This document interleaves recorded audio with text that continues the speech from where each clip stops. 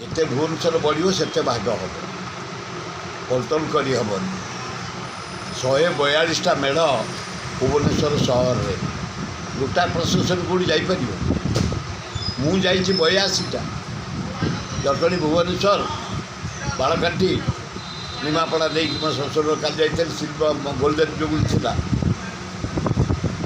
ଏବେ ଲୋକମାନେ ଉତ୍ସାହର ସହ ଆର୍ଥିକ ସାହାଯ୍ୟ କରୁଛନ୍ତି। ଉଦାହରଣ ସ୍ୱରୂପ ରସୁଲଗଡ଼ ଚମତ୍କାର ହେଇଛି, ପାହାଡ଼ ଉପରେ ବୈଷ୍ଣବ ଦେବୀ, ଗୋଟେ ମୟୂର ସିଂହାସନ ହେଇଛି ବମିଖା। ପାତ୍ରପଡ଼ାଟା ଦି ବେଷ୍ଟ ହୁଏ, ଝାରପଡ଼ା এটা ଦୁଇ ଭାଗ ହେଇଯିବା ଦ୍ୱାରା ସେମିତି ବିଶେଷ ଆକର୍ଷଣ ହେଇନି। ଆମର ଶୈଳୀନଗର ବଢ଼ିଆ ଆକର୍ଷଣ ହେଇଛି।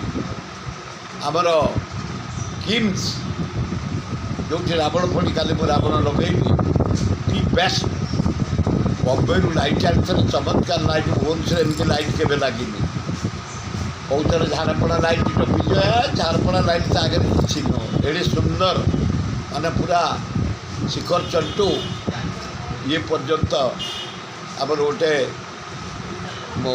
ଭୋଇସାହି ଅଛି, ସେ ଭୋଇସାହି ପର୍ଯ୍ୟନ୍ତ କରିଥିଲେ ରାବଣ ପୋଡ଼ି ବିରାଟ ଆକାରରେ।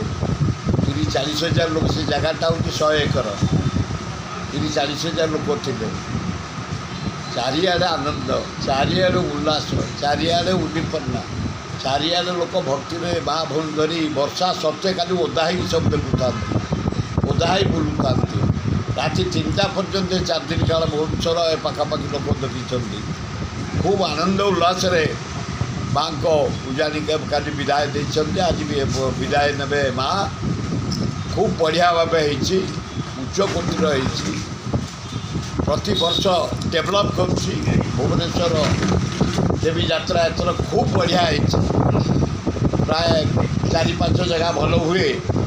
ଏଥର ବହୁ ଜାଗା ଭଲ ହେଇଛି। ବାମୁଣ ନିଯୋଗ ଭଲ ହେଇଛି, ବଡ଼ୁ ନିଯୋଗ ଭଲ ହେଇଛି, ବଣିଆ ସାହି ଭଲ ହେଇଛି, କପିଳେଶ୍ୱର ବଢ଼ିଆ ହେଇଛି, ସୁନ୍ଦରପୋଲା ଭଲ ହେଇଛି, ରାମେଶ୍ୱର ଭଲ ହେଇଛି। ଆମର ଗୌତମ ନଗର ଏଇଠି ଖୁବ୍ ବଢ଼ିଆ ହେଇଛି, ଶହୀଦନଗର ଚମତ୍କାର ହେଇଛି। ଚାରିଆଡ଼େ ନୂଆପଲ୍ଲୀ ବଢ଼ିଆ ହେଇଛି, ବରମୁଣ୍ଡା ବଢ଼ିଆ ହେଇଛି, ଘାଟିକିଆ ବଢ଼ିଆ ହେଇଛି, ଆଇଙ୍ଗିଣିଆ ବଢ଼ିଆ ହେଇଛି, ଗଙ୍ଗନଗର ଭଲ ହେଇଛି। ସବୁ ଅଞ୍ଚଳ ମୁଁ ବୁଲି ଦେଖିଛି। କାଲି ଲାଷ୍ଟ କିମ୍ ପାଖରେ କଳିଙ୍ଗ ପୂଜା କମିଟି ଦାରୁଟେନ୍ ଦି ବେଷ୍ଟ କରିଛନ୍ତି। ମୁଁ ସେଇଠି କାଲି ରାବଣ ପୋଡ଼ିରେ ଯୋଗ ଦେଇ ପାରିଛି। ସାର୍ ଆଉ ଗୋଟେ ଜିନିଷ ହେଉଛି ଯେ ଭଲ ସବୁ ଯେ, କିନ୍ତୁ ଆପଣ ଜାଣିଥିବେ ଯେ ବରମୁଣ୍ଡାରେ ଏତେ ଗହଳି ହେଲା ଯେ 20 ଜଣଙ୍କର ମୋବାଇଲ ଫୋନ୍ ଚୋରି ହେଇଯାଇଛି। ବରମୁଣ୍ଡା ସେମିତି ବହୁ ଚୋରି ଯେଉଁ ତମେ ଜାଣିନ ତାହେଲେ କିମ୍ସ ପାଖେ, ବରମୁଣ୍ଡାର ଯେତିକି ଲୋକ କିମ୍ସ ପାଖେ ନିର୍ବାଚନ ଆପଣ ଜିତିବେ ତାହେଲେ? ହଁ ସିଓର। ସେଠେଇ ଘାସିରାମ ମାଝୀ ବୋଲି ଜଣେ ଭଦ୍ରଲୋକ ଯଦି ନମିନେସନ୍ କରନ୍ତି କଂଗ୍ରେସ ଦଳରୁ, ବିଜେପି ଉଡ଼ିଯିବେ, କିଛି ରହିବ। ଖୁବ୍ ବଢ଼ିଆ। ଆଉ ଭୁବନେଶ୍ୱରରେ କିଛି ହେବ ପଦଯାତ୍ରା ନା ନାହିଁ? ହଁ କାଲି କରିଥିଲୁ, ଏ ବର୍ଷାରେ ପ୍ରକାଶ ଜେନାଙ୍କ ନେତୃତ୍ୱରେ କାଲି କରିଥିଲୁ। ଏବେ ସେ ରେଗୁଲାର ହେବ। ଆମେ ପ୍ରକାଶ ଜେନା ନେତୃତ୍ୱରେ, ଆମର ଯେଉଁ ରାଜୀବ ପଟ୍ଟନାୟକ ଖୋର୍ଦ୍ଧା ଜିଲ୍ଲା ସଭାପତିଙ୍କ ନେତୃତ୍ୱରେ ପ୍ରତି ପଞ୍ଚାୟତରେ କରିବୁ ରାଲି, ପ୍ରତି ୱାର୍ଡ଼ରେ କରିବୁ ରାଲି। ସଂଗଠନକୁ ସୁଦୃଢ଼ କରିବୁ। ଖୋର୍ଦ୍ଧା ଜିଲ୍ଲା ଭୁବନେଶ୍ୱରରେ ଯେମିତି ହାରାହାରି 5 ଜଣ କଂଗ୍ରେସ MLA ଯିବେ ବିଧାନସଭାକୁ, MP ଯିବ ଲୋକସଭାକୁ, ସମସ୍ତେ ଆମେ ରହ ଏକାଠି, ଛାତ୍ର କଂଗ୍ରେସ, ଯୁବ କଂଗ୍ରେସ, ମହିଳା କଂଗ୍ରେସ, ଆଦିବାସୀ ହରିଜନ ସବୁ ମିଶି କରିବୁ ବୋଲି ଚୂଡ଼ାନ୍ତ ନିଷ୍ପତ୍ତି ନେଇଛି। ଆରେ ଭୁବନେଶ୍ୱର ଜିଲ୍ଲା ହେବା କଥା ନା ନାହିଁ? ଭୁବନେଶ୍ୱର ଜିଲ୍ଲା ହେବା କଥା, କିନ୍ତୁ କାହିଁକି ହେଉନି? ହେଉନି ହେବା କଥା, କିଛି ଅସୁବିଧା ନାହିଁ। ପଡ଼ିଛି ଭୋଟ ଚୋରି କରି ନରେନ୍ଦ୍ର ମୋଦି ସଫା, ଦରଦାମ ପାଇଁ ସଫା, ସାର ଟିକେ ଦେଇପାରୁନାହାନ୍ତି, ନାରୀ ନିର୍ଯାତନରେ ସଫା।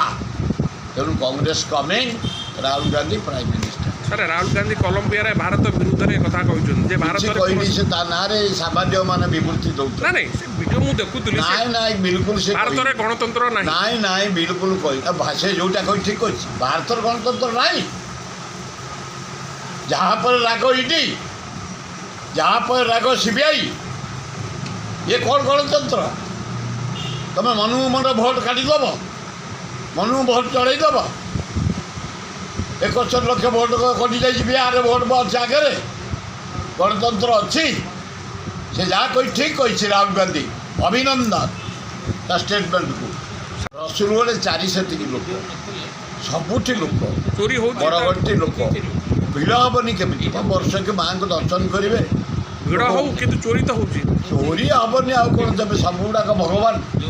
କାଁ ଭାଁ ଚୋରି 10-20ଟା, ଯେଉଁଠି ଲକ୍ଷ ଲକ୍ଷ ଲୋକ 10-20ଟା କେଉଁଠି ମୋବାଇଲ ଚୋରି ଯାଇଛି, ସେମିତି କିଛି ହେଇନି। ପୋଲିସ ଆରେଞ୍ଜମେଣ୍ଟ ବଢ଼ିଆ ହେଇଥିଲା, ଟ୍ରାଫିକ୍ ଆରେଞ୍ଜମେଣ୍ଟ ଭଲ ହେଇଛି, ସବୁଠୁ ବେଙ୍ଗା କରିଦେଇଛି ବର୍ଷା, ସେଇଥିପାଇଁ ଲୋକ ଟିକେ କମିଗଲେ କାଲି। ସାର୍